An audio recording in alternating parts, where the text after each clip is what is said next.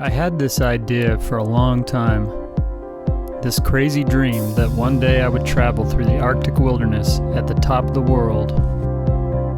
I'm a photographer, and I thought I could capture some amazing things up there. It was one of those things where you'd say, I'll do it someday, always in the vague distant future, not really knowing when or how. The reality of the world today is that climate change is affecting our entire planet. But in the Arctic, the effects are moving faster than anywhere else. Sea ice is shrinking, and the permafrost is melting back rapidly. As a result, the plant life and the ecosystems that provide habitat for the wildlife there is changing significantly. Knowing these things, I knew I should go sooner rather than later. I work in surgery at a trauma hospital, so sometimes I see things that make you question your own mortality. In 2009, I was hit by a car walking my daughter to school. I then became a patient at the place I work. I decided as I was recovering from my injuries to start making plans to go. I wanted to see a true wilderness, with no roads or signs to guide my way, to see migrating caribou herds and grizzlies and wolves. The Arctic National Wildlife Refuge in Alaska's northeast corner seemed like a perfect choice. It is the largest refuge in the United States at over 19 million acres. It is roughly the size of South Carolina. The Sheenjek River would be my highway. Its headwaters flow south 240 miles until it joins the Porcupine River from Canada's Yukon Territory, and then 40 miles later, the Yukon River. This was my trip. The logistics of planning such a trip so far away and so isolated were daunting.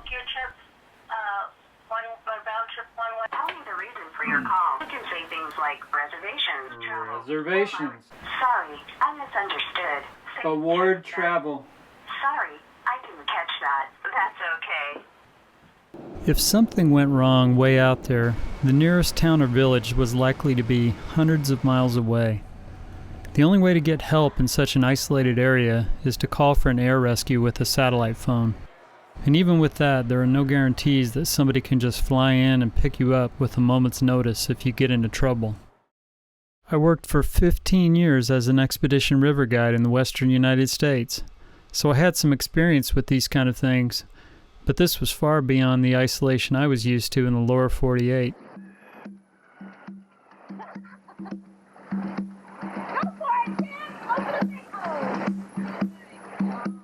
I also wanted some company on this trip. The guy slap is funny. See? I first met my friend Neil Bass at Southwestern College in Winfield, Kansas, 25 years ago. I was born and raised in Lakeland, Florida, but now I live in Lone Jack, Missouri. I currently work as a biologist for the U.S. Army Corps of Engineers on the Missouri River Mitigation Project. Over the years of having many outdoor experiences with Neil, I found him to have an incredible tolerance for suffering. This would be the perfect qualification for the trip we were about to do.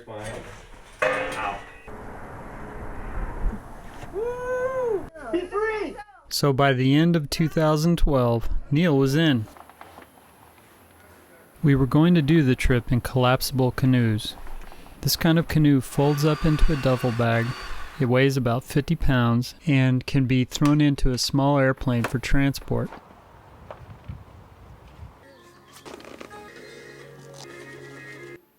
Having all the right equipment and supplies on such a trip was crucial to its success. It was a challenge trying to think of how to pack all the gear we needed on 3 different air flights. Other contingencies, such as medical and evacuation possibilities, had to be thought out, as well as the possibility of a grizzly bear raiding our campsite. And most importantly, what would we do for food and water for 20 days? Why don't we give him the love bug locket to take? Dun, dun, dun, dun, dun, dun. Don't go down the wrong channel. Make sure you take enough duct tape for repairs. Because if you can't duck it, f*** it. If you can't duck it, you're f***ed. If you're out there and the duct tape doesn't cut it, you're in big trouble. And I hope that every minute that you're gone, you are fully immersed in your experience and not expecting anything other than what is there with you right then. It doesn't mean not to anticipate. You can anticipate danger. Everything's taken care of back here, so you enjoy your time. Yeah.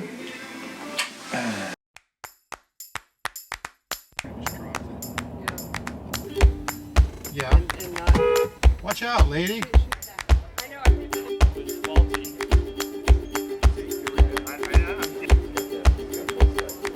Okay, so we're headed to the line.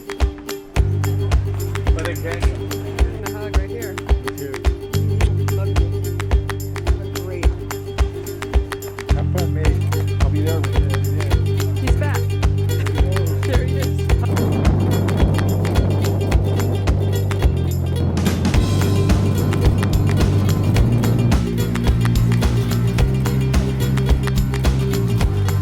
All 9 bags made it. Neil Bass. Hey, man. How you doing? Most people make the mistake because they assume these are the same, right? Because you look at them, yep, these are the same. Right. They're not the same. And most of the time, it'll do just that. It'll go right through. How did you see that? Dave told us what to expect on our bush flight. Wait, there's no way. And then the plane is like bouncing here, just boom, like we're dead, and boom, at the last second, boom, bounces it right off.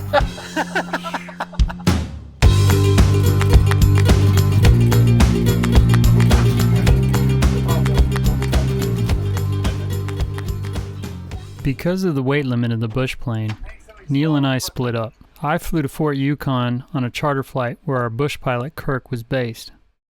Neil would fly to Arctic Village much farther to the north. The next day I would be flown in the bush plane from Fort Yukon to the uppermost reaches of the Sheenjek.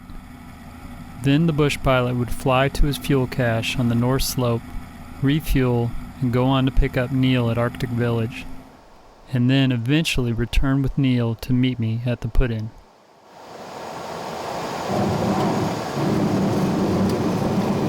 Now it's maybe midnight. I decided to not set my tent up 2 or 3 hours ago. That was probably a bad idea. Mosquitoes and other small insects that bite your ankles are out in numbers. The next morning was great for flying, so I headed out with Kirk for the put-in of the Sheenjek.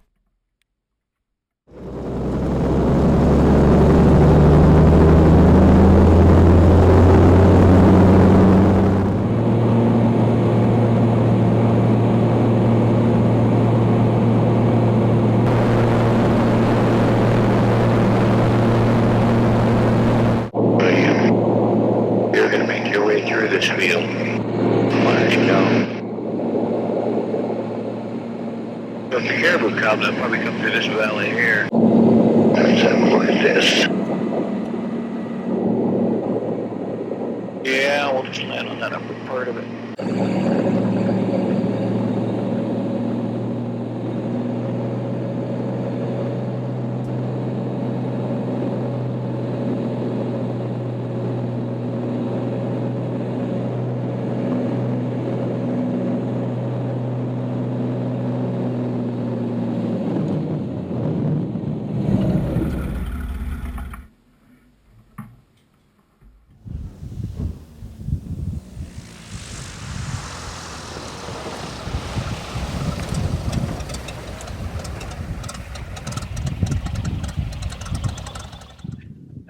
I survived. I didn't even mention that.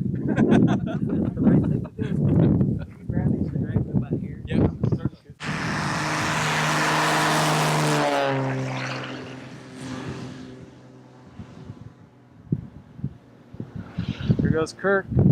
We aren't going to see him for 20 days.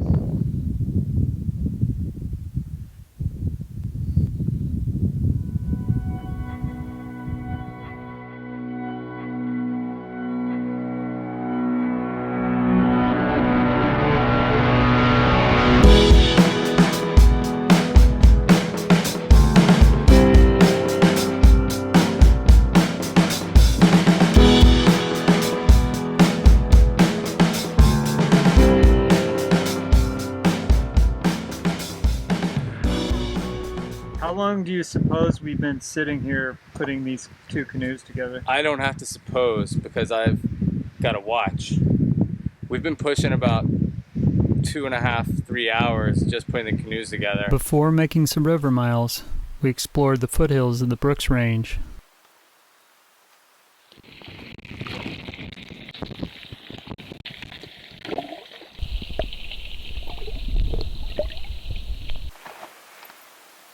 What do you got there, Neil? Thyalmus arcticus, the Arctic grayling.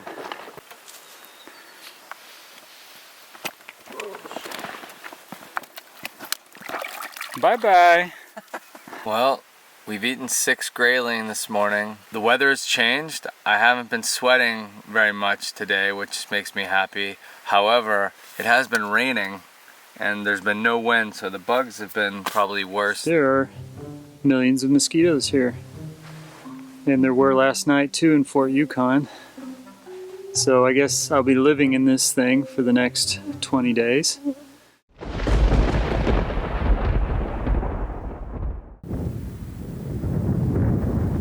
What do you think? I think it's nice, and the weather is nice, and I have a very much happier disposition than I did this morning.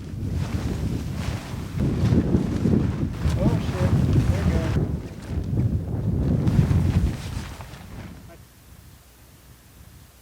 Bring your ass over here, because we got to have a toast. 1 full jigger of cold water. 1 shot of tequila. This. Alright. This is Sheenjek. Sheenjek. It is 12:05 a.m. in the land of the midnight sun. We just finished dinner, knocking down a couple margaritas, had some awesome chicken tacos, and there's a beautiful cloud crossing the mountain at midnight.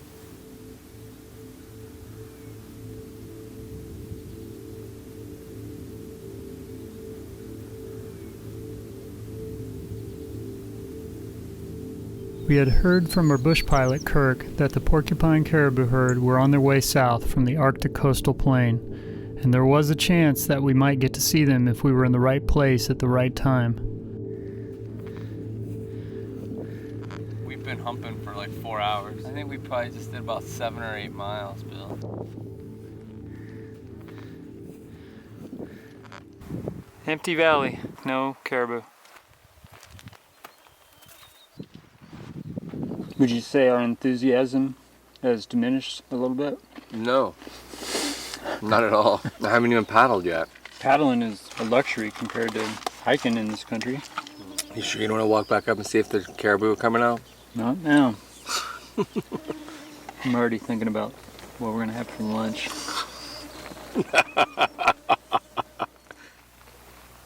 Not hungry yet for lunch? I'm hungry. You want to eat? When we started moving downriver, we could hear ice shelves on the banks collapsing. Permafrost. We didn't know if we were going to be in the wrong place at the wrong time. This is like a scary live game of bingo. There's one good thing about rainstorms and wind around here. The mosquitoes. You can't handle it. No. Oh, God. That was a big chunk of ice, wasn't it? Yeah. Calved glacier that cracked off the main flow into sitting on the river now.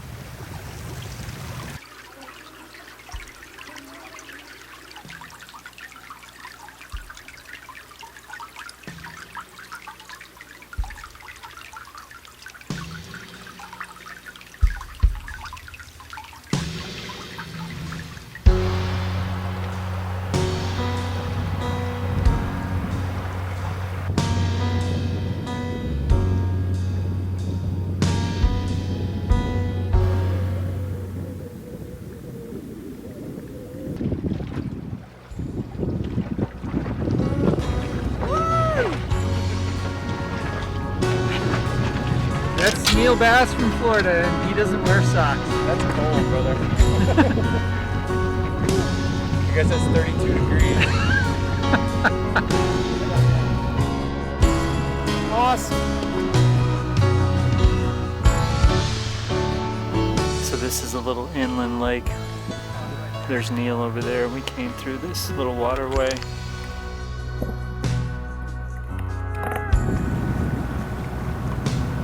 We were now surrounded by the taiga, having left the mountainous tundra of the Brooks Range far to our north.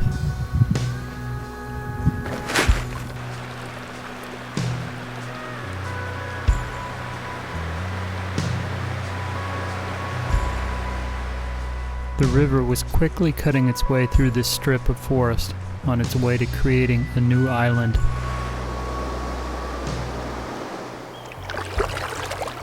The days were long, so we just kept on paddling. We think we're gonna look for a campsite now down below this? I guess just keep moving and look for a camp spot.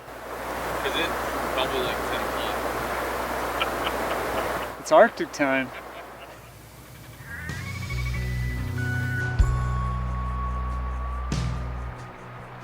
Seeing the same landscape day after day reinforced the vastness of the country and our sense of relative isolation from humanity.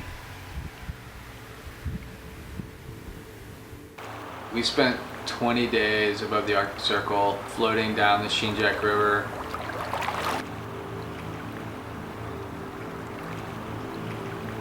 And then I work on a lot of river restoration projects.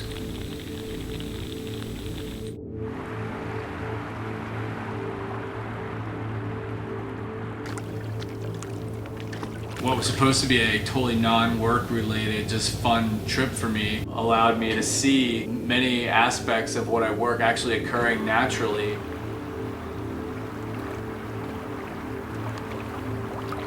I'm a small thinker, so in my mind, we've already manipulated and changed and channelized pretty much every river we could get our hands on that has some kind of economic viability.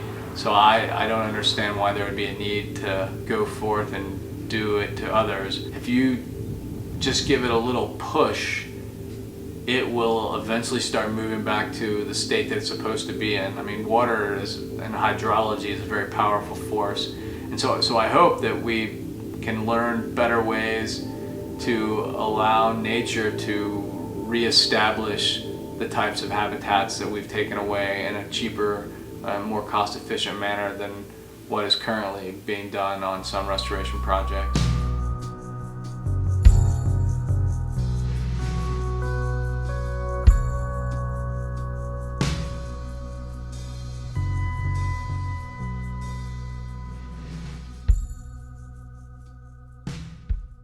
With the constant threat of flooding, we learned early on the importance of always tying our boats up when we reached shore.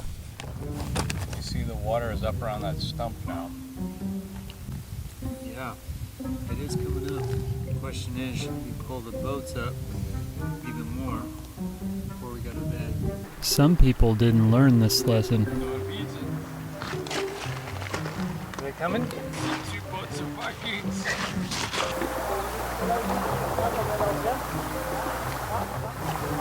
Hi. Whoa. This group of Norwegians were the last people we saw for the next 16 days. A couple of days later, it rained for 17 hours straight. So here we are on day 6. I didn't film anything at all yesterday because it rained all day long. We paddled like 25-30 miles. Sun's come out. We're gonna dry stuff out and eat some food. River booty! Bill spotted this and had me dash away in my canoe with my kayak paddle across the raging, flood-risen Sheenjek. It's quite possibly the Norwegians. It will be sorely missed by Hans. Hans, I dare you to come take it from us. Hans, how are we going to cook the lutefisk without the oil? You imbecile! Why did you put it on the gravel bar? I told you! So we expected Hans and them to show up and say, hey, that's awesome, you found our bag. There's a lesson here, kids. Don't leave your stuff on a gravel bar unattended and unsecured, because one never knows when the river may rise. Dish cleaning material, turkey ranchero, chili with bean. A rising tide lifts all boats. Because our boat has certainly risen. Butter. Looks like butter. Parquet. Does that look like Norwegian fare to you? Ooh. Carrots. Onions. Carrots too. Real carrots. All right. Woohoo! I think we should eat chili. Not tonight, but soon. I can't do it. I feel lucky that we didn't end up like any of those other people on the river that we heard about who lost their boats or, you know, had to be evac'd out.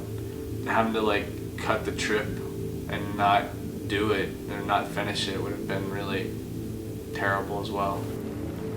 As we found out later, the Norwegians had to be evacuated.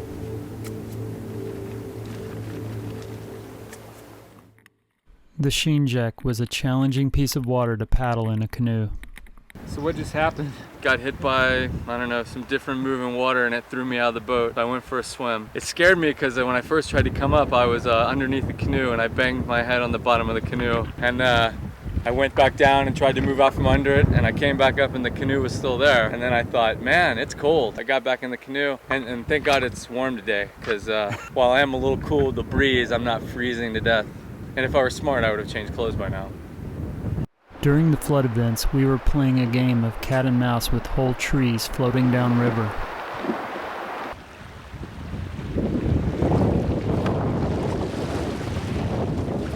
Fighting the wind in order to navigate the many braided channels and other obstacles took its toll on my physical strength.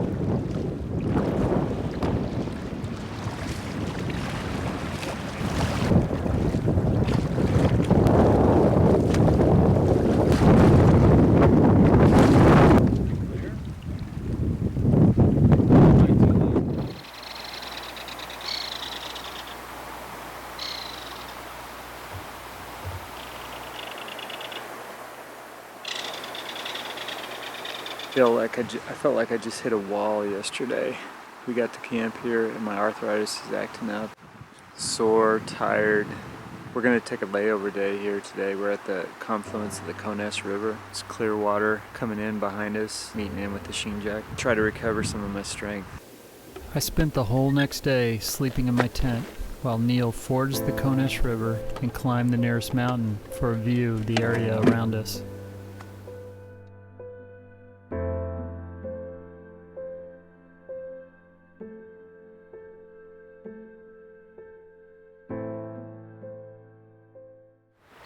So after a day of rest, I was ready to head downstream again.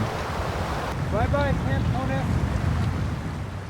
I expected we were done with the worst of the weather, but I was wrong.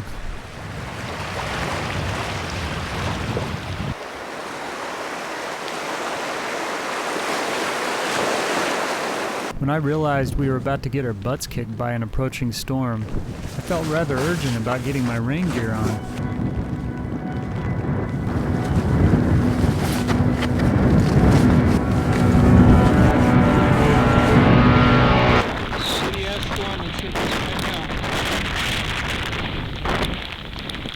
Came up real quick. Does this look more isolated? I think so. Don't you? Yeah, kinda. Let's see if it dies down in a few minutes. This storm turned out to be the most intense, longest-lived storm we experienced. The weather broke just long enough for us to make camp. Neil just left his pee bottle down by the boat. It's not gonna bode well for him tonight. We spent the next day and a half in our tents waiting out the rain. As you can hear, it's raining outside. Rained all day yesterday. Thanks to the satellite phone, I could call my wife and get a weather report. Hello. Can you hear it raining? So it really doesn't seem like it's going to break for a couple days, is what you're saying. So really today is not the day to move. Bye. Well, I'm sitting here eating in my tent in grizzly territory, which is a big no-no. It's supposed to rain, 90% chance all day today. So it's either eat in the tent or starve. When the weather broke, we found out we had visitors. They're like over on that gravel bar.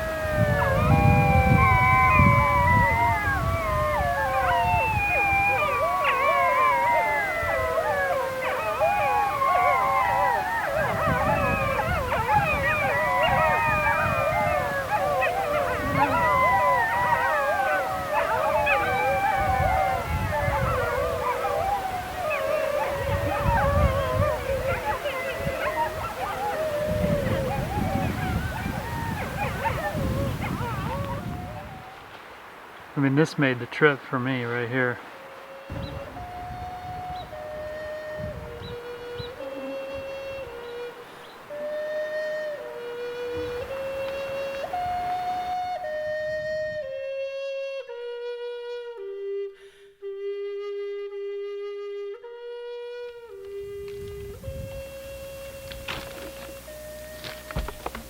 Maybe this is the porcupine. There's a giant gravel bar right across here. You see it? Yeah.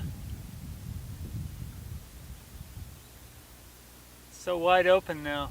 Arriving at the confluence of the Porcupine was a milestone for our trip. Yeah, I get it. This looks like a big river. It meant we were only 40 miles from the end. You know what tonight is? Chilly night. It's chili night. Chili con carne. Also last night on the trail. Sure the hell is.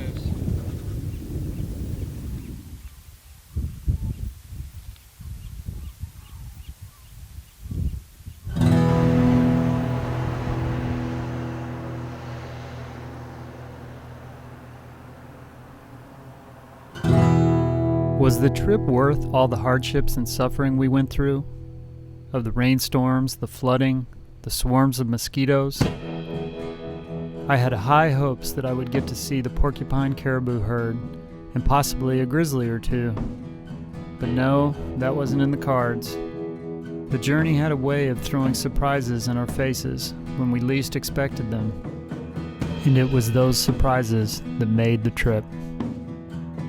I wasn't there, but I had one of my cameras rolling when Kirk flew over 150,000 caribou on their migration back from the Arctic coastal plain.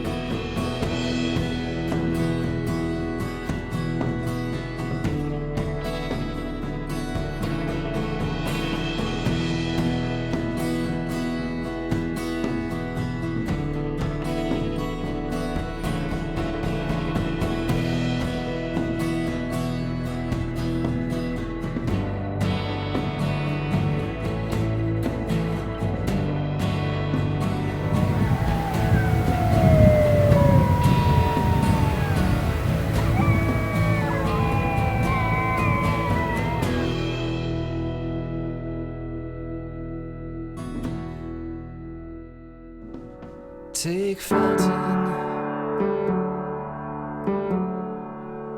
pressure mounting, you drove away.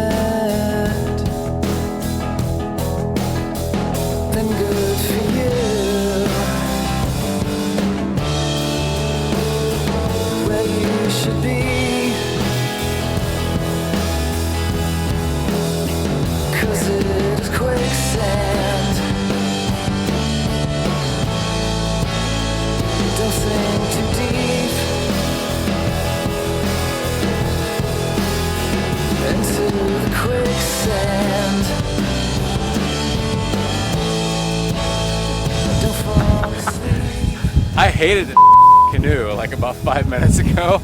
I was ready to throw the in the water and start walking out here. It's worth the time